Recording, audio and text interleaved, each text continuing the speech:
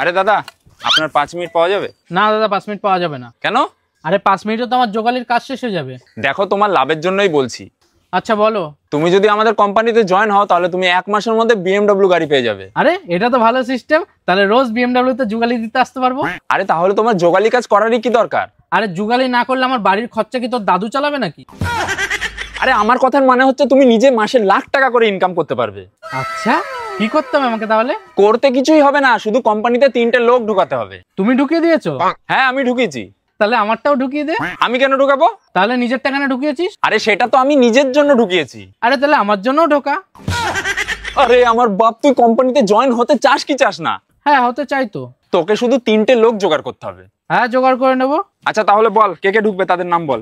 একটা তুই আর 2 তোর মা বাবা। আরে ওদেরকে তো আমি নিজেই জয়েন করে রেখেছি। আচ্ছা, তাহলে তোর বিয়ে হয়ে গেছে? হ্যাঁ হয়েছে।